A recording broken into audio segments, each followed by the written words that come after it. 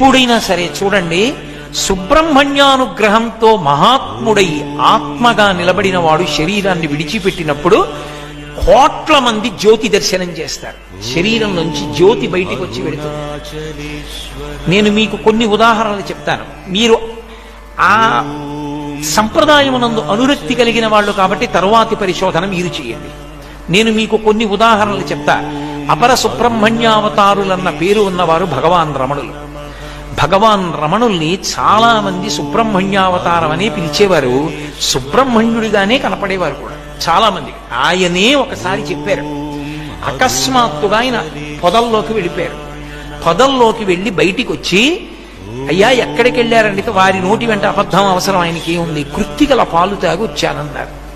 ఆయన అరుణాచలం పొదల్లోకి వెళ్ళి కృత్తికలు పాలిచ్చేవారు అని చెప్పేవారు.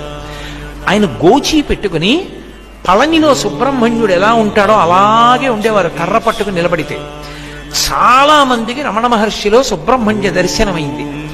ఆ రమణ మహర్షి శరీర త్యాగం చేసి మోక్షానికి వెళ్ళేటప్పుడు కొన్ని లక్షల మంది చూశారు ఆయన శరీరంలోంచి జ్యోతి బయటికి వచ్చి రాత్రి 8 గంటలకి చీకట్లో అరుణాచలం గిరికంతా ప్రదక్షిణం చేసి ఈశాన్య దిక్కునున్న శిఖరంలోకి వెళ్ళిపోయింది.